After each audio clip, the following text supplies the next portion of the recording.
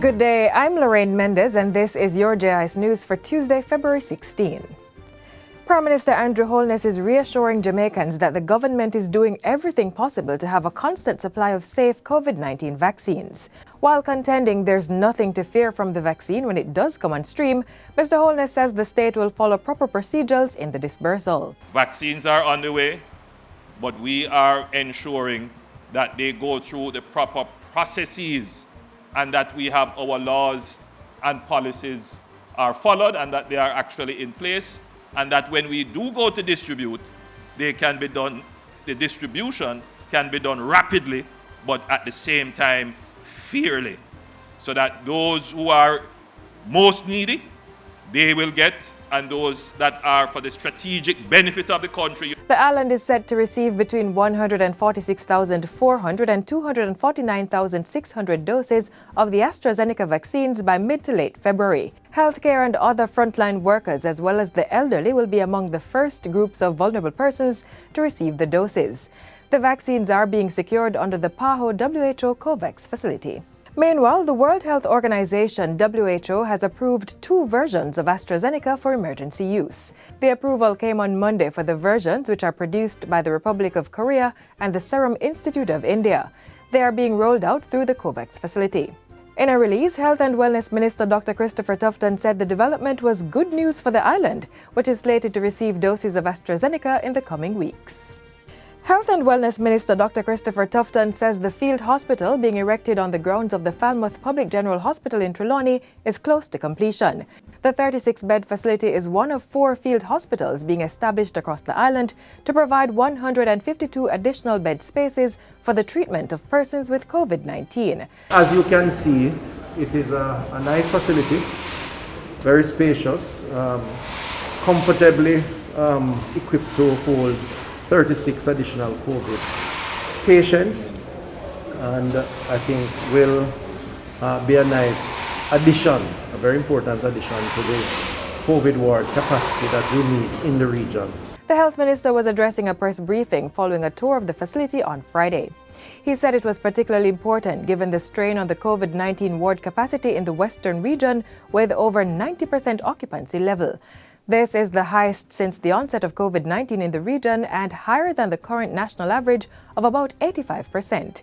Senior Medical Officer at Falmouth Hospital, Dr. Leighton Perrins, who was also on the tour, welcomed the field hospital. Hopefully, as the Minister of Health said, we'll get it handed over to us in the near future, which will be a positive thing for Falmouth Hospital in general, but also for the parish of Trelawney and the western region. So we'll be able to better care for patients who are infected with COVID-19. The governments of Jamaica and the United States of America are close to finalizing improved operational protocols pertaining to the Shiprider Agreement. This will strengthen cooperation between both countries to curtail illicit maritime drug trafficking. The disclosure came from Minister of Foreign Affairs and Foreign Trade Senator Kamina Johnson-Smith in a follow-up statement on the matter during the sitting of the Senate. Minister Johnson-Smith said following several exchanges of proposals and counter-proposals between both parties, a consensus was near. With this latest round of exchanges now concluded, both sides have found agreement on the majority of proposed protocols. And a meeting is now being scheduled between us to iron out the handful of issues where there still remains a difference of opinion. Mrs. Johnson-Smith indicated that timely responses and constructive engagements had maintained the spirit of cooperation between the parties. These operational protocols are at their core,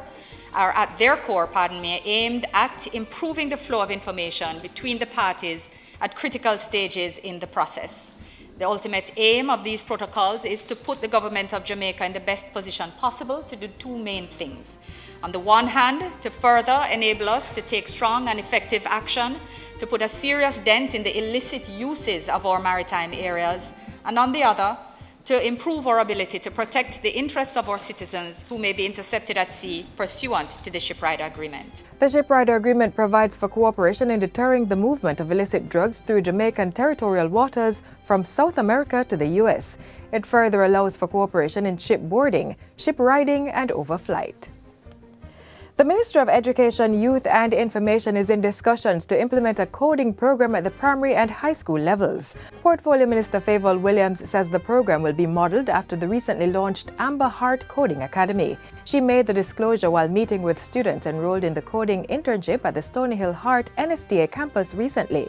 In fact, we are so excited about it that we are currently talking with Dushan to get a similar program into our primary and our high schools. As I look at you, you are our future in Jamaica. You are creating a new industry that does not yet exist in Jamaica. You are the pioneers,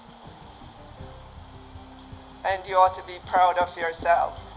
The Amber Academy, which was launched in January, is a partnership with the Amber Group, Heart NSTA Trust, the Housing, Opportunity, Production and Employment Hope Program, and the Art of Living Foundation.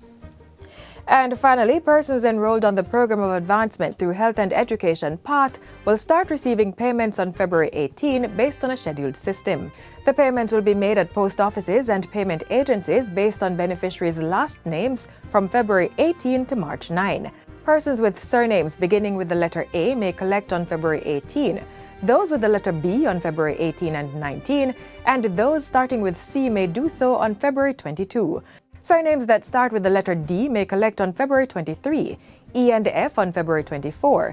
Letters G and H may access funds on February 25, while I, J, K, and L surnames may collect on February 26. March 1 and 2 has been set aside for surnames starting with the letter M.